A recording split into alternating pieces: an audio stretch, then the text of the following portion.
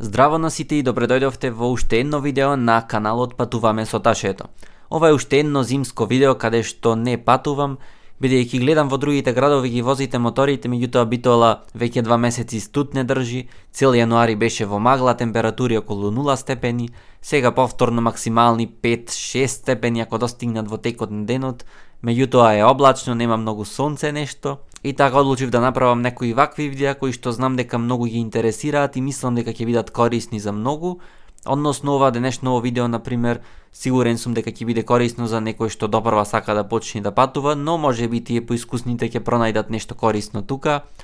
А и доколку не пронајдат слободно некоја своја препорака, нешто искуство, нека стават во коментарот, па ќе дискутираме. Идејата за ова видео всушност ја добив од еден коментар од Сашо Симоновски, кој меѓу другото рече се што е потребно да се носи на едно вакво големо патување, па јас реков да кажам работи кои што треба да ги знаете за едно вакво големо патување. Всушност јас имам 15 препораки, 15 работи што сакам да ви ги кажам и треба да ги знаете, но видеото откако го снимив видов дека испадна премногу долго, па одлучив на 6 работи ова видео да го сведам и во другата недела во 4 часот исто ќе прикачам уште едно видео со други работи кои што треба да ги знаете за едно патување со мотор. Првата работа што мислам дека треба да ја знаете се однесува на плаќањето со картички. Односно, јас например секаде кога одам некаде на патување многу често ја користам картичката за да платам, најчесто ја користам за да платам гориво, меѓутоа често ја користам и за да платам и сместување хотелско некаде, а понекогаш и во маркет и слично кога има потреба. Тоа што тука треба да го знаете е дека нема провизија доколку плаќате со картичка, барем не тука низ Балканот и Турција, каде што јас имам поминато, а доколку сакате да вадите пари во странство од банкомат, ќе ви бидат запрени средства и од вашата македонска банка, меѓутоа и од банката сопственичка на банкоматот од кој што вадите пари. Односно, мојата, например, македонска банка на која што имам сметка јас, запира 3% на дебитна картичка и 4% доколку вадите пари со кредитна картичка. А странската банка тоа зависи од нив самите колку пари ќе ви запрат тие. За споредба пак ќе речам, мојата македонска банка во Македонија на странски државјани му запира фиксно 300 денари при секоја трансакција, односно при секое вадење на пари од банкоматот. Но не значи дека е оваа сума на сите банки и во сите држави. Ова само ви го кажувам чисто колку да имате една представа. Јас до сега не сум вадел пари од банкомат во странство, меѓутоа ја имам прашано банката за овие информации и ова ми го рекоја. Следното нешто што треба да го знаете е на тема винетки, односно патарини. Значи има држави каде што нема винетки, не ви треба винетка, туку имате патарини по автопатите. Има држави каде што ви треба винетка, но немате патарини да платите на автопатите.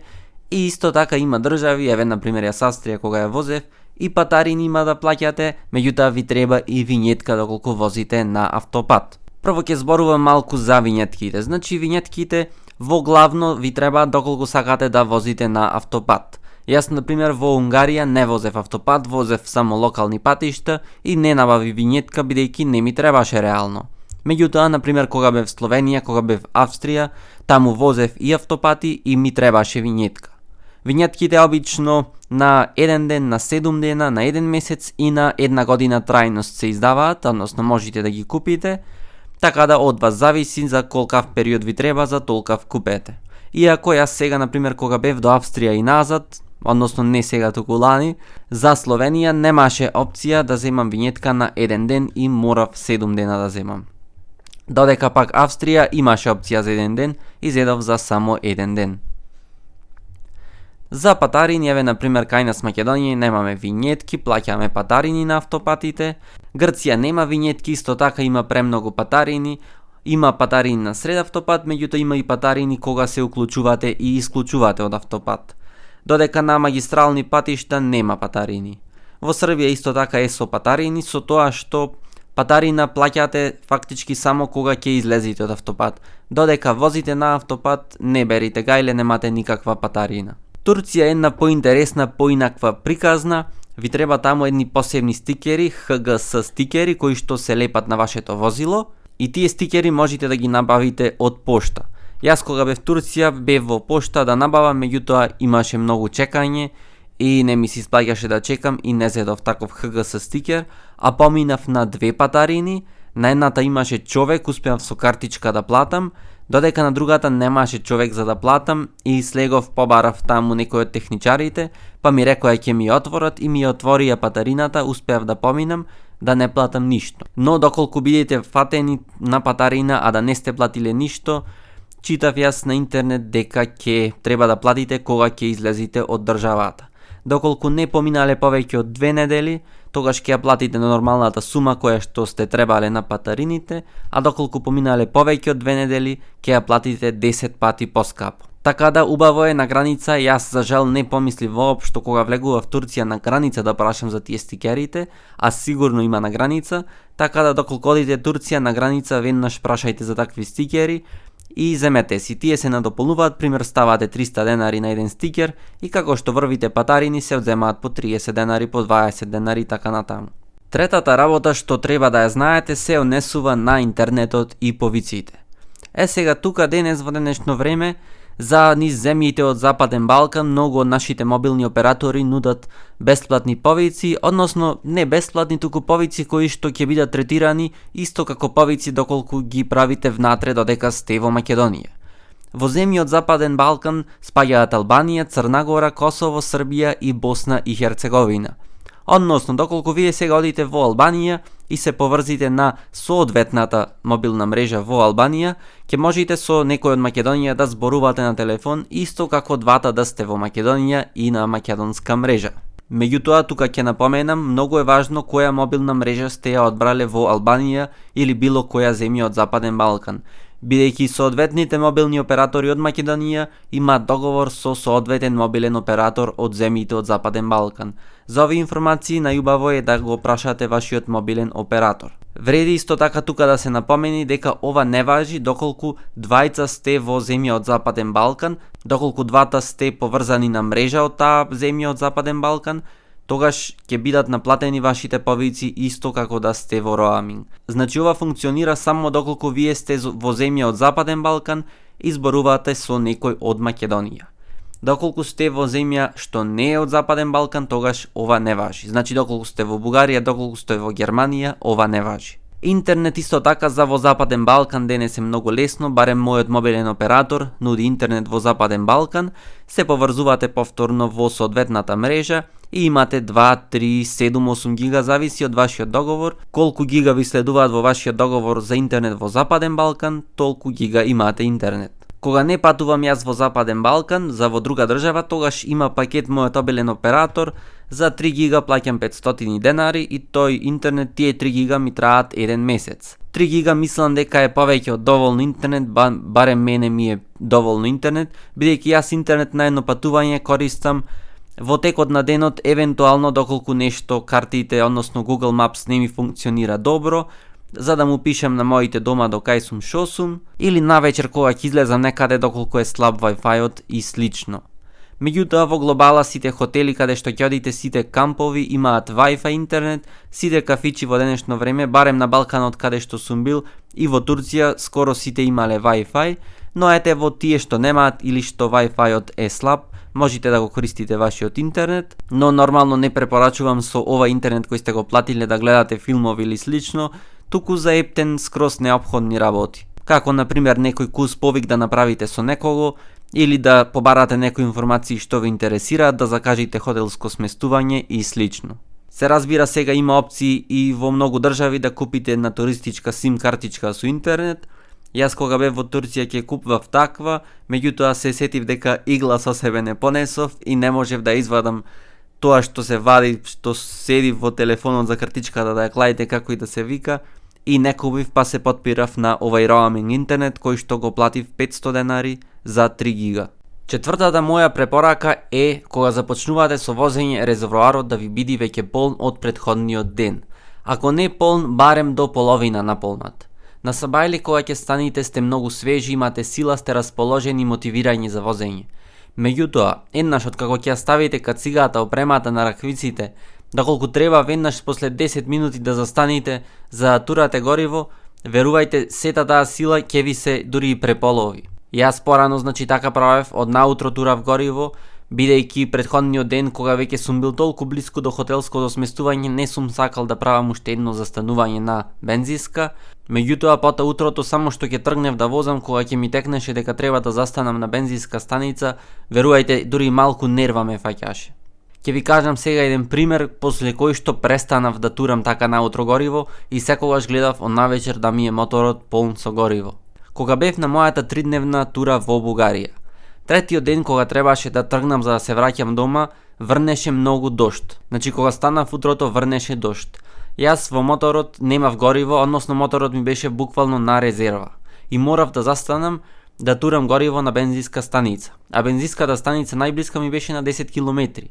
Значи јас морав да се облечам, да го ставам оделото за дожд на мене, да ја ставам сета опрема и отидов на бензинска, застанав на бензинска, морав да го отпетлам оделото за дожд, бидејќи кесето ми беше во палтото нормално од опремата, при тоа требаше и на раквиците да ги извадам, па ми се наводенија рацете, право фатив кесето кога ги вадев парите, ги наводенав и парите, при тоа од оделото за дожд почна да ми се цеди вода и на нормалната опрема што ја носев оддолу, а во сето тоа време касиерот вработениот во бензинската ме чекаше мене пари да му дам, кои што ги вадев буквално 10 минути, и едноставно беше премногу нервозно и фрустрирачки. И после таа ситуација немаше ден да не го завршам, а да не ми е резервоарот барем до пола полн. Петтата работа што ќе ви ја кажам е да го предвидите времето исправно. Значи не точно, туку исправно да предвидите колку време ќе ви биде потребно за да стигнете до саканата дестинација во текот на еден ден. Односно, од точка А до точка Б може да има 500 км. Меѓутоа 500 км на автопат и 500 км низ локални патишта, низ планински превои, низ населени места не се врват исто. Чисто за споредба еве ќе го искористам бројот 50 км. Значи 50 км да ги извозите на автопат ви се потребни околу 30 минути, одзем или додај. Меѓутоа 50 км низ населено место може да ви одземат многу повеќе. Например, јас низ Истанбул кога возев, тие 50 км ми одзедоа 2,5 часа. Значи беше возење низ населено место, имаше доста метеж во сообраќајот, цело време имаше тргнување, застанување, не можев ниту да се изфилтрирам за да поминам побрзо. И така тие 50 км ги врвев 2,5 часа. Доколку бев на автопат, 50 км ќе ги поминев за 30 минути. А за тоа како јас одлучувам колку километри ќе покријам утре, ја користам апликацијата Google Maps, која воедно ја користам и како моја навигација на сите мои патувања. Google Maps е многу прецизна кога се работи за време кое што ви е потребно да стигнете од точка А до точка Б. Па така, утре јас ако сакам да стигнам од точка А до точка Б и Google Maps ми вели дека ми требаат 5 часа, јас секогаш предвидувам дека ќе ми требаат 8 часа за да го поминам тоа време. Значи додавам екстра 3 часа, кои што може би се многу, но подобро да се многу отколку да се малку. Во тие 3 часа тука спаѓаат и паузи, спаѓа доколку сакате некаде да застанете да јадите, спаѓа доколку сакате да застанете кафе да се напиете, спаѓа доколку имате патарини по патот, спаѓа доколку треба винетка да набавите, бидејќи на сите тие кои што навиду можат да ви изгледаат како ситни работи, 50 минути работа, всушност одземаат многу време и на крајот од денот може на такви ситни работи да ви поминат и до 2 часа. И затоа подобро е да стигнете секогаш порано од предвиденото отколку покасно. Бидејќи јас ако не ги додадам тие екстра 3 часа и да речеме мислам дека за 5 часа ќе стигнам до саканата дестинација, може би ќе се одлучам да тргнам со возење во 11 часот на ручек. И ќе предвидам дека ќе стигнам во 4 часот. Меѓутоа заради сите тие паузи, јадење, маркети, купување на винетка, едно друго, може да ме фати 7 часот на вечер и веќе и сонцето да ме зајди и да ме стемни. Но бидејќи си предвидувам 8 часа, си тргнувам секогаш порано, кај 8 часот, најкасно 9 часот сакам веќе да сум на пат. Исто така може да се случи, например, некој пат да е затворен. Исто така може да има некоја колона која што не можете да ја претекните. Значи има најразлични непредвидливи работи кои што можат да ви одземат време во текот на едно патување. И шесто нешто што треба да го знаете и воедно последно за ова видео, бидејќи ќе има уште едно вакво видео со исто така важни работи кои што мислам дека треба да ги знаете, е оделото за дожд. Прво тука што треба да се кажи нормално е секогаш да се носи. Без разлика дали ќе одите на еднодневна тура, дали на викенд патување, дали на една недела. Значи тоа секогаш да ви биде на мотор, ако имате куфер во куферот, ако имате некои торби што ги носите постојано на мотор на нив, меѓутоа цело време да биде со вас оделото за дожд. Бидејќи времето е многу непредвидливо, значи колку и прогнозата да ви вели дека е сончево, во секој момент може некој дожд да ве фати. Втората работа што сакам да ја кажам е при најмали сомнежи дека ќе врни да го облекувате оделото за дожд. Значи доколку видите пред вас времето да е темно, да е облачно, веднаш не се колебајте, туку облечете го оделото за дожд. Сега ќе ви кажам и два примери, еден добар и еден лош. Кога одев на австриските Алпи, кога го возев превојот Гросглокнер, значи беше сончево се времето, првата половина од денот, дури жешко малце на моменти, но кога дојде да почнам да се искачувам на Алпите, веќе гледам во далечините на Гросглокнер магли, снег, студенило. И тука се колебав дали да си го клам оделото за дожд и на крајот одлучив да си го ставам. И си го кладов оделото за дожд и започнав да го искачувам превојот Гросглокнер, сонцето се уште светеше, меѓутоа како што одев нагоре стануваше времето пооблачно и потемно. Кога стигнав најгоре, почна веќе ситни снеголки да има да врнат и само што почнав да слегувам надолу, почна прво дожд да врни, потоа почна снег да врни и тоа сериозен снег, магла имаше, видливост немаше никаква и како што слегував надолу, снегот се претвори во повторно дожд. Значи тука негде 2 часа поминав во возење во дожд и сум среќен што ја направив вистинската одлука да си го ставам оделото за дожд при првите сомнежи за дожд. А сега еден лош пример. Кога одев од Љубљана за Шибеник на истата тура, ме фати дожд пред Шибеник негде во непосредна близина и застанав на постојка, си го кладов оделото за дожд, продолжив, само што продолжив по една минута, сончево, дожд немаше, падот сув барут. И добро, следниот ден одам од Шибеник преку Босна за Црна Гора. И откако излегов од Мостар, веќе почна така да подврнува и почна исто така и многу темно да станува пред мене. Но, ајде си реков јас како претходниот ден да не биди да не е само облак, троа да поврни, после да престани и не застанав да го ставам оделото за дожд. И како што продолжив да возам, дождот само се засили, стана се посилен и посилен. Ајде, јас се надевав само дека е облак, дека ќе престане, меѓутоа не престануваше. Каде да застанам немаше, тука беше отворен пат, сето беше грмушки од лево и од десно и забележав едно мало како стреја, како магазинче со стреја. И застанав, реков тука ќе го ставам оделото за дожд и застанав, стрејата беше мала, не ме покри, но како и да е, го ставив оделото за дожд, меѓутоа беше премногу доцна. Мене веќе опремата ми беше накисната, ми беше наводенета доста. Го кладов ја сепак оделото за дожд и како што одев кон Црна Гора, ми студеше, бидејќи водата веќе не само што продри низ опремата, туку ми продри и низ блузата која што ја носев под опремата. И тука малце ми студеше, морам да признам, свежа беше и стигнав во Црна Гора, ги оставив да се сушат алиштата, односно опремата, панталоните и палтото, ги оставив надвор да се сушат, мислев дека ќе се сушат за следниот ден, меѓутоа бев сместен на едно високо место каде што беше постудено, изгора на тоа и поради дождот исто така температурите беа пониски и кога станав са бајлето воопшто не беше исушена опремата. И така водена ја облеков и ми беше свежо додека да стигнам до дома, бидејќи сепак иако ми се исуши блузата, односно друга блуза ставив оддолу, сепак низ опремата продри таа блуза и малку се осеќав водено и студено. И тогаш направив една таква грешка која што ќе гледам да не ја направам во иднина и ви препорачувам и вие да не ја правите, значи доколку се посомневате дека ќе врни, доколку гледате темни облаци, подобро да си облечите одело за дожд, а да не ве заврни, отколку да не си облечите и после да се накисните и да биде предоцна. И тука е крајот на ова видео. Јас мислев дека во едно видео сите работи што имам ќе ги кажам, меѓутоа ете се заборав и едноставно повеќе време одземи од тоа што предвидов.